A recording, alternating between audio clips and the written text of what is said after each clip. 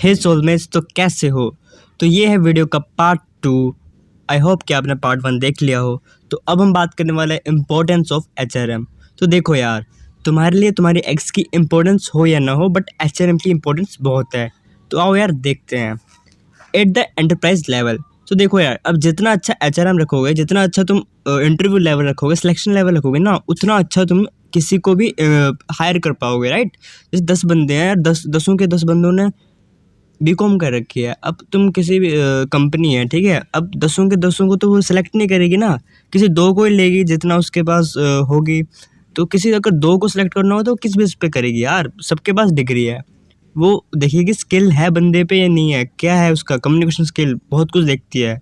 उसके बाद जाके वो सिलेक्ट करती है कि कंपनी को आगे जाके बेनिफिट तो दे पाएगा ना ये एम्प्लॉय, या बस ऐसे ही रख लेगा वो, ठीक है। तो ये एंटरप्राइज लेवल में एचआरएम बहुत काम करता है। अब बात करते हैं इंडिविजुअल लेवल के बारे में, ठीक है। इंडिविजुअल लेवल में भाई देखो, it's promote team work and team spirit among employees. ये भाई प्रमोट करता है इंडिविजुअल्स काम करने के लिए। जैसे कि अगर वो सोचते हैं कि हम काम करें, क्योंकि एचआरएम में होता है कि अगर तुम अच्छे से काम करोगे तो तुम्हें अप्रेजल मिलेगा, बोनस मिलेगा, प्रमोशन मिलेगी। तो ये सब भी इंडिविजुअल लेवल में बहुत इफेक्टिव रहता है किसी भी एम्प्लॉय को मोटिवेट करने के लिए, है ना। It allows people to work with diligence and commitment, ठीक है। तो यार वही है कि लॉयल्टी के साथ बंदा काम करेगा, क्योंकि भाई उसको आगे जाके प्रमोशन चाहिए, तो इससे मोटिवेट रहता है बंदा। अब बात करते हैं function of HRM, managerial function, ठीक है। तो फर्स्ट अपना हो गया हमारा प्लानिंग, ठीक है। Human resource management involves forecasting needs for human resource predicting trends. तो इसमें यार हम करते हैं सबसे पहले प्लानिंग। प्लानिंग में क्या आता है, हम देखते हैं कि लाइक हमारे एनवायरनमेंट में क्या क्या चल रहा है, आगे जाके क्या होगा, ट्रेंड्स क्या होगा, लेबर में मार्केट की वैल्यू क्या होगी, लेबर की वैल्यू क्या होगी, क्या आगे जाके लेबर महंगी हो जाएगी, वेजेस की वैल्यू क्या होगी, तो ताकि वो हमारे ऑर्गेनाइजेशन को आगे जाके इफेक्ट करेगी क्या नहीं होगी, तो उसके अकॉर्डिंग हम अपने प्लान्स बनाते हैं, ठीक है। तो ये सारा प्लान होता है, तो ये सब आपको रीड करना है, ठीक है। इसके नोट्स मैं आपको प्रोवाइड कर दूंगा, आपको पहले समझना है मुझसे, फिर उसके बाद आप नोट्स पढ़ोगे तो आपका इजीली हो जाएगा, सब कुछ समझ आ जाएगा आपको। तो नेक्स्ट आता है हमारा organising. Organising is the process of allocating the task among the members of group, establishing authority responsibility relation among them. तो यार देखो, ऑर्गेनाइजिंग में यार हम एलोकेट करते हैं काम को, कि जो बंदा जिस चीज़ के लिए बना है उसको वही काम अच्छा रहेगा, है ना। जैसे बोलते हैं जिसका काम किसी को साजे तू जगड़ तो ठेंगा बाजे। तो ये काम होता है और ये ऑर्गेनाइजिंग में किया जाता है। किसी क्लीनर या उसको ये नहीं कह सकते ना कि लाइक तू कोई अकाउंटिंग कर, अब यार ठीक है, अब आप समझ जाओ। नेक्स्ट आता है हमारा directing. Directing is the process of motivating, activating, leading and supervising people. तो डायरेक्टिंग में हम क्या करेंगे, मोटिवेट करते हैं कि लाइक तुझे पहले ये काम करना है, इस तरह करोगे, है ना। अपना एक्सपीरियंस बताना है यार एक तरह से, कि तो इस तरह करेगा तो जल्दी काम होगा। तो हमें सिंपली डायरेक्ट करना है, उसको लीड करना है एक गुड लीडर की तरह। फोर्थ है अपना कंट्रोलिंग, इट्स इम्प्लाइज चेकिंग। अच्छा ठीक है, इसमें हम क्या करेंगे यार, चेकिंग करेंगे, वेरीफाई करेंगे कि सब कुछ हमारे प्लान के अकॉर्डिंग चल रहा है ना। अगर प्लान के अकॉर्डिंग नहीं चल रहा तो उसको फिर से हम डायरेक्ट करेंगे। तो कंट्रोलिंग ये सारा अपना होता रहता है। तो ये इसके साथ हमारा ख़त्म हुआ। तो सेकंड आता है अपना ऑपरेटिंग फंक्शन। उसमें फर्स्ट आता है procurement function. It concert with securing and employing the right kind and proper number of people required. तो इसमें हम वही अपना सेलेक्ट करेंगे बंदा जो सूटेबल होगा जॉब के लिए, जो कि आगे जाके हमारे ऑर्गेनाइजेशन को फ़ायदा दे सकता है ना। तो पहले क्या करेंगे, हम जॉब को करेंगे एनालाइज, ठीक है, कि कहाँ पे हमें कैसा बंदा मिल सकता है, वो सब हम करेंगे। उसके बाद ह्यूमन रिसोर्स प्लानिंग करेंगे, प्लानिंग के बारे में पढ़ चुके हैं, फिर उसको रिक्रूट करेंगे, फिर सिलेक्शन करेंगे उस बंदे की, फिर प्लेसमेंट करेंगे, फिर इंट्रोड्यूस करेंगे उस सबको ऑर्गेनाइजेशन के साथ, ये सब बात। उसके बाद डेवलपमेंट फंक्शन। तो इसमें हम क्या करेंगे, जो हमारा जो एम्प्लॉय होगा उसको हम डेवलपमेंट फंक्शन में ट्रेनिंग देंगे, है ना, ताकि वो आगे जाके उसकी हम स्किल बढ़ाएंगे, ताकि वो हमारे ही फ़ायदा होगा ऑर्गेनाइजेशन को। अगर कोई बंदा और एक्स्ट्रा स्किल सीख जाता है तो वो और अच्छे से काम करेगा, और इफ़ेक्टिव वे में काम करेगा, जल्दी काम करेगा, तो आउटपुट तो हमें ही अच्छा मिलेगा। उसके बाद क्या आएगा, परफॉर्मेंस एंड पोटेंशियल अप्रेजल, ठीक है। ये सब तो बताइए आपको कि जो अच्छा काम करेगा उसको हम फिर अप्रेजल वगैरह देंगे, ट्रेनिंग करवाएंगे, ठीक है। ये सब अपना रीडिंग पार्ट है अपना। तो अब हम पढ़ेंगे operational roles of HR manager. HR manager के क्या क्या ऑपरेशनल रोल्स होते हैं। रिक्रूट करता है, ठीक है, नए नए बंदों को जिनको उसको लगता है कि एम्प्लॉयज़ करना, मतलब जिसको एम्प्लॉयमेंट देनी चाहिए वो वो देता है, ठीक है, without extra financial burden to the company. Company को ज़्यादा उसको फाइनेंशियल बर्डन नहीं देना होता, वो खुद ही करता है। उसके बाद ट्रेनर डेवलपमेंट, ठीक है, उसको ही मोटिवेट करना होता है, न्यू न्यू स्किल्स ढूंढनी होती है कि क्या उसके एम्प्लॉयज़ के लिए परफेक्ट रहेगा, कौन सी स्किल सीखना अच्छी रहेगी, कौन सी ट्रेनिंग देनी चाहिए उसको अकॉर्डिंग टू जो मार्केट में ट्रेंड चल रहा होता है। लिंकिंग पिन होता है भाई बीच में। The HR manager is often depute to act as a linking pin between, ठीक है। और जैसे कि कोई भी टॉप लेवल से कुछ भी आएगा तो वो बीच में मैसेज लेता है, फिर उसके बाद वो एम्प्लॉयज़ से बात करेगा, ठीक है, क्योंकि एम्प्लॉयज़ के साथ एचआर ही मैक्सिमम कनेक्ट रहता है। तो फोर्थ आता है अपना mediator. The personal manager act as a mediator in a case of fiction between two employees, group of employees. तो देखो, तो इसमें क्या होता है, जब दो टाइप के जो दो एम्प्लॉयज़ लड़ाई कर रहे हैं या कोई भी ग्रुप ऑफ एम्प्लॉयज़ लड़ाई कर रहे हैं, तो कौन मीडिएटर का काम करेगा, कौन उनकी फाइट को सॉल्व करवाएगा? ऑब्वियस है, एचआर मैनेजर ही करवाएगा, क्योंकि वही ज़्यादा कनेक्ट रहता है ना। जैसे कि तुम्हारी गर्लफ्रेंड और तुम्हारा लड़ाई हो जाती है तो बीच में मेल बेस्ट फ्रेंड नहीं, वो तो लड़ाई करवाता है ना। छोड़ो। तो अब आता है हमारा स्ट्रेटजिक रोल, ठीक है।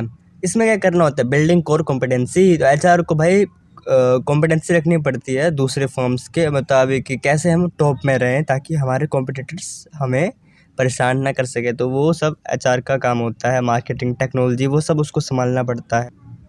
तो अब आता है हमारा HR policies. HR policies are developed by top management to assist the managers at the various level to deal with the people at work. HR policies कौन बनाता है भाई? टॉप मैनेजमेंट जो बैठा है वो बनाता है, ताकि भाई एचआर भी सही से काम करे। Human resource policies are based upon the derive from the human. क्या ऑर्गेनाइजेशन का जैसे जैसे ऑब्जेक्टिव होगा उसी तरह की पॉलिसीज़ बनाई जाती हैं।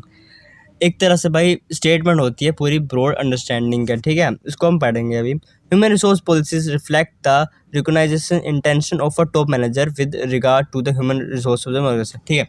तो जो इंटेंशन होगी टॉप मैनेजमेंट में जो बैठे हैं भाई, जिस तरह का उनको काम चाहिए होगा वही अपना वो एचआर करेगा। जिस तरह के लोग चाहिए होंगे उनको तो उसी तरह का वो रिक्रूट करेगा, है ना।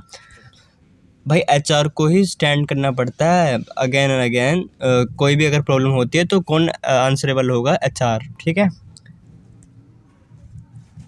किसको आंसरेबल करेगा? वो टॉप मैनेजमेंट को। तो अब हम बात करते हैं डाइवर्सिटी एट वर्क प्लेस, ठीक है। इसमें क्या होता है, हम डिफरेंट डिफरेंट जगह से भाई एम्प्लॉयमेंट देते हैं, रिक्रूट करते हैं, उनको ट्रेनिंग देते हैं, अंडरस्टैंडिंग करवाते हैं। डिफरेंट डिफरेंट बैकग्राउंड से, डिफरेंट डिफरेंट प्लेस से लोगों को लेके हम अपने फर्म में, ऑर्गेनाइजेशन में काम देते हैं। तो वो उसे कहते हैं वर्क प्लेस, ठीक है। अब हम पढ़ेंगे बेनिफिट्स ऑफ वर्कफोर्स डाइवर्सिटी। तो न्यू पर्सपेक्टिव आता है अपना when a company hires employees from diverse, ठीक है। तो नए नए तरीके, नए नए लोग आएंगे तो भाई नए नए तरीके के आइडियाज़ आएंगे, है ना। डिफरेंट काइंड्स ऑफ स्किल्स मिलेगी कंपनी को। स्किल वाला बंदा होगा, एक्सपीरियंस वाला बंदा होगा, अलग अलग कल्चर्स वाला बंदा होगा, है ना। तो ये सब डिफरेंट टाइप ऑफ टैलेंट मिलेगा कंपनी को, तो वो अच्छा रहता है। इंक्रीज प्रॉफिट, तो यार कहीं ना कहीं प्रॉफिट भी इंक्रीज़ होगा, है ना। क्योंकि भाई प्रोडक्टिविटी भी इंक्रीज़ होगी एम्प्लॉयज़ की, क्योंकि उनका जो पसंदीदा काम होगा जिसमें वो एक्सपर्ट्स हैं वही तो उनको काम मिल रहा है। तो प्रोडक्टिविटी तो इंक्रीज़ होगी, है ना। और वो टर्नओवर भी इंक्रीज़ करेगा कंपनी का। ये अब आता है न्यू बिजनेस प्रोस्पेक्टस। इसमें क्या होगा, एक तरह का बैरियर होता है ना ग्लोबलाइजेशन, इंटरलाइजेशन करने के लिए बिजनेस को, तो इसमें वो ओवरकम हो जाता है, ठीक है यार। वर्कफोर्स डाइवर्सिटी में चैलेंजेस भी आते हैं काफ़ी, है ना। कॉन्फ्लिक्ट हो जाता है एम्प्लॉयज़ के अंदर, जेंडर में हो जाता है, कल्चर में हो जाता है, रेजिस्टेंस में हो जाता है, कम्युनिकेशन में हो जाता है, बहुत सारे हो जाते हैं कॉन्फ्लिक्ट्स पे। बात है अपना employ empowerment. Empowerment is the process of giving employee in the organization the power, authority, responsibility, resource, freedom to take decision। अब भाई देखो यार, एम्प्लॉय को हमने क्या कर दिया, खुला छोड़ दिया कि तेरे पास ये पावर भी है, अथॉरिटी भी है, फ्रीडम भी है टेक डिसीजन करने के लिए, ठीक है। सॉल्व वर्क रिलेटेड प्रॉब्लम्स वो खुद सॉल्व कर सकता है। बार बार उसको अपने सुपीरियर से पूछने की जरूरत नहीं है। कोई भी उसके ऊपर जो काम करोगा उससे बार बार पूछने की जरूरत नहीं है उसको। वो खुद भी कुछ कुछ डिसीजन ले सकता है ना। तो यार वो भी खुश रहेगा बंदा यार कि ठीक है यार, कुछ तो हूँ मैं, ठीक है। क्योंकि यार उससे उसके भी तो दिमाग चलेगा एक तरह से। बेनिफिट ऑफ एम्प्लॉयज़ एम्पावरमेंट, अब देखो क्या क्या बेनिफिट मिलेंगे। मोटिवेटेड एम्प्लॉयज़, ठीक है, क्या होगा भाई, मोटिवेट रहेगा ना बंदा कि लाइक मेरे पास भी तो कुछ पावर्स है, रिस्पॉन्सिबिलिटीज़ हैं। इम्प्रूव क्रिएटिविटी, देखा जैसे कि मैंने बोला था कि उसका भी दिमाग चलेगा, क्रिएटिविटी आएगी। हेल्थ ऑर्गेनाइजेशन रिलेशनशिप, अब उसके पास भी डिसीजन लेने की पावर्स है, तो एक तरह से अच्छा माहौल रहेगा ऑर्गेनाइजेशन में। क्वालिटी प्रोडक्शन, अब जो एक खुद वो डिसीजन ले रहा है तो एक अच्छी तरह से काम भी तो करेगा ना वो। कॉस्ट भी रिड्यूस होगा। अब इसके आते हैं डिसएडवांटेज, मिसयूज ऑफ पावर, भाई पावर आ गई पावर, तो अब क्या करेगा, मिसयूज करेगा, है ना। कहते हैं great power comes with great responsibilities, तो वही बात है, मिसयूज ऑफ पावर करेगा। एडिशनल ट्रेनिंग कॉस्ट, अब देखो ट्रेनिंग भी देना पड़ेगी एक तरह से, क्योंकि भाई उसको खुद डिसीजन लेना है तो भाई उसके लिए ट्रेनिंग भी देना पड़ेगी, तो कॉस्ट, ट्रेनिंग का कॉस्ट तो होता ही है। ट्रेनिंग के लिए भी हमें बंदे हायर करने पड़ते हैं ट्रेन करने के लिए, तो कॉस्ट भी होता है। पुअर नॉलेज पुअर नॉलेज होगी भाई बंदे को, और वो कुछ उल्टा सीधा काम कर देगा तो हो जाएगा काम। तो अब आता है अपना डाउन साइजिंग। डाउन साइजिंग यार तुम्हें नाम से ही पता लग रहा होगा कि कुछ तो कम हो रहा है। Downsizing means reducing the size of organisation through planned eliminating the position and jobs, ठीक है। एलिमिनेशन करते हैं, इसमें क्या करते हैं, जैसे कि कोविड के टाइम पे क्या हुआ था, यही हुआ था, डाउन साइजिंग हुआ था। जो बंदे एक उनको लगा था कि ये अभी हमारे लिए ज़रूरत नहीं है, तो उनको उन्होंने जॉब से फायर कर दिया था, काफ़ी बंदों को हटाया गया था, कितने हज़ारों लोगों की मतलब जॉब गई थी कोविड के टाइम पे, तो वो आपको पता ही होगा। तो वो एक बहुत ही अच्छा एग्जांपल है डाउन साइजिंग का।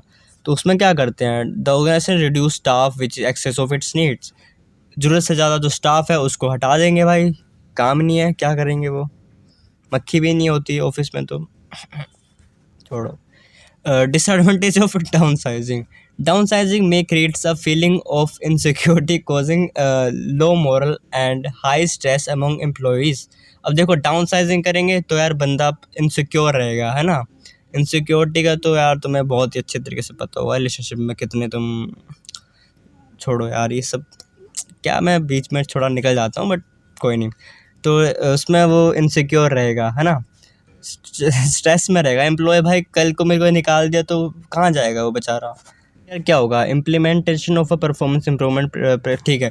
तो यार इनसिक्योर है बंदा तो वो सही से काम नहीं कर पाएगा, है ना, उसका वही रहेगा कि यार ठीक है, क्या पता जॉब से निकाल दे, क्या ही फ़र्क पड़ता है, वो सब तो अच्छे से नहीं दे पाएगा वो आउटपुट हमारी कंपनी को। बात करेंगे वॉलंटरी रिटायरमेंट स्कीम के बारे में, ठीक है, इसको हम शॉर्ट फॉर्म में VRS भी कहते हैं। इंडिविजुअल अंडर VRS में opt to retire in their 40s और 50s, pursue their interest if any, ठीक है। तो यार जो एम्प्लॉय हमारे जो ऑर्गेनाइजेशन में काम कर रहे होते हैं, तो कुछ होता है कि लाइक 40-50s में उनको रिटायर होना होता है, क्योंकि भाई उनको अब कुछ अपना बिजनेस वगैरह स्टार्ट करना होता है, कुछ होती है चल, तो वो करना होता है उन्हें, तो वो क्या करते हैं, वॉलंटरी रिटायरमेंट ले लेते हैं। इसमें क्या होता है, वो जो टाइम से पहले रिटायर हो जाता है, तो इसमें उन्होंने एग्रीमेंट किया होता है दोनों ने कि रिटायर होना है, और एक लमसम अमाउंट फिक्स किया गया होता है, तो वो एक मिल जाता है उसको रिटायरमेंट के वक्त एम्प्लॉय को।